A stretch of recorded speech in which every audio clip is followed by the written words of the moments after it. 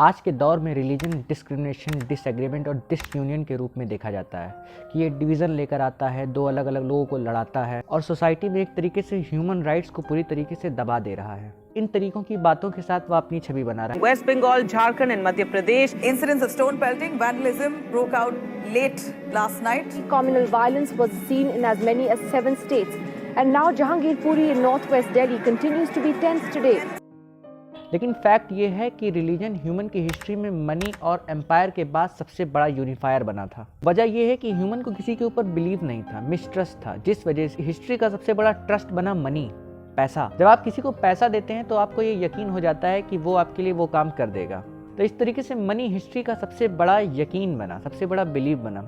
Money ज़्यादा हो गई तो मनी को कंट्रोल करने के लिए एम्पायर रोल में आए। एम्पायर्स अर्थात राज्य धीरे धीरे इतने शक्तिशाली हो गए, इतने ताकतवर हो गए कि वो नॉर्मल ह्यूमन को पूरी तरीके से कंट्रोल करने लगे। इवन आज के राज्य भी इतने ताकतवर हैं कि आपके फंडामेंटल राइट्स जो कि आज के दौर में हैं भी, होते हुए भी उसको पूरी तरीके से कैप्चर कर सकते हैं।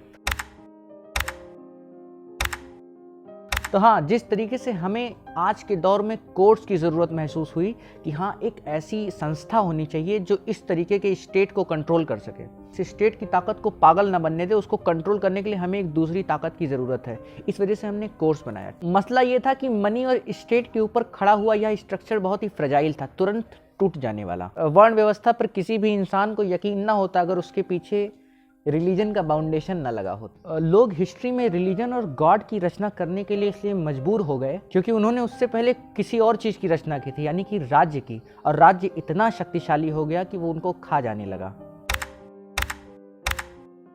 इस वजह से कुछ ऐसे लॉज की ज़रूरत थी जो अनचैलेंजेबल थे। उस समय कॉन्स्टिट्यूशन जैसा कोई प्रिंसिपल तो था नहीं, इस वजह से रिलीजन जैसा प्रिंसिपल लाया गया जिसमें कुछ ऐसे लॉज को इम्प्लीमेंट किया गया जो सुपर ह्यूमन ऑर्डर पर बेस्ड थे कि हाँ, इसको किसी मनुष्य ने नहीं बनाया, इसे गॉड ने बनाया है, इसे ये नेचुरल लॉ है, इसको कोई चैलेंज नहीं कर सकता, इवन राजा और राज्य भी चैलेंज नहीं कर सकते हैं। असल में रिलीजन बिल्कुल हमारी कोर्ट्स के जैसे काम कर रहा था और वो कोशिश कर रहा था कि वो आर्टिकल 13 की तरह फंडामेंटल राइट्स को प्रोटेक्ट करे और साथ साथ इन सभी चीज़ों के साथ वो एक सोशल स्टेबिलिटी दे पाए। इसलिए रिलीजन को डिफाइन किया जा सकता है कि एक system of human norm and value है जो सुपर ह्यूमन ऑर्डर पर बेस्ड है।